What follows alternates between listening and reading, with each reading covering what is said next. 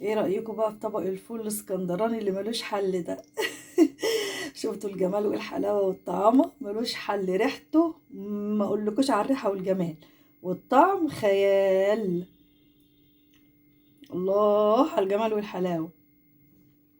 خليكم معايا في تركات عمايله، وهتشوفوا احلى فول واجمل فول تحبوه. خليكم معايا يا حبايبي لاخر الفيديو. احبكم احبكم احبكم قوي. احبكم في الله يا حبايبي.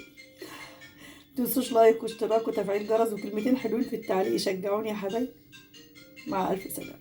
بسم الله الرحمن الرحيم، والصلاة والسلام على أشرف المرسلين سيدنا محمد وعلى آله وصحبه وسلم. ايه رأيكم يا حبايبي أعمل معاكم فول اسكندراني، ونشوف هيتعمل ازاي بتركاته وجماله وحلاوته. دلوقتي معانا طماطمايه وبصلة وقرن فلفل عادي وثلاث قرون حراق لو عايزينه يبقى حراق، لو مش عايزينه حراق بلاش منه. هنحط الحاجة كده دلوقتي في الكبة ونضربها. حطينا كده الكبة هنضربها كده يا حبايبي. ضربنا الخلطة في الكبة كده يا حبايبي. حطينا زيت على النار. هننزل بقطع الثوم الصغيرة نقلبها كده. قلبنا الثوم كويس. اول ما تهدى كده على النار هننزل بالخلطة عليها كده يا حبايبي. هننزل بالخلطة عليها ونقلبها كويس. دلوقتي يا حبايبي بقى على بال ما الخلطة تتعمل على النار في الزيت، هنحط الفول في الكبة ونضربه عشان يبقى بوريه. حطيت الفول في الكبة وحطيت عليه شوية مية صغيرين وهنضربهم دلوقتي في الكبة عشان يبقى بوريه وناعم. ما تنسوش اللايك والاشتراك وتفعيل الجرس وكلمتين حلوين في التعليق يا حبايبي.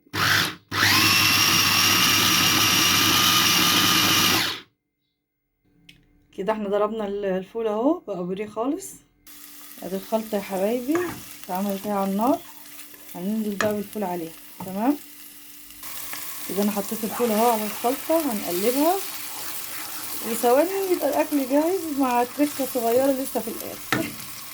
ده يا حبايبي نزلت بالملح على الفول، وادي شوية كزبرة وشوية كمون وشوية فلفل اسمر. واحنا حاطين بقى الفلفل الحراق اللي هو بدل الشطة. تمام كده. عايزين تزودوا شطة براحتكم. كده يا حبايبي طبق الفول جاهز مع عصرة الليمون. ودي اخر تركة. ايه رأيكم؟ لا ملوش حل. الجمال ده، ايه الجمال والطعامة دي، ايه الجمال والطعامة دي. حلو حلو. لايك واشتراك وتفعيل جرس وكلمتين حلوين في التعليق. بصوا الجمال عامل ازاي. شوفوا الحلاوة، شوفوا الجمال والحلاوة، شوفوا الحلاوة. الله الله الله. نغرف بقى وناكل. احبكم في الله يا حبايبي. مع السلامة.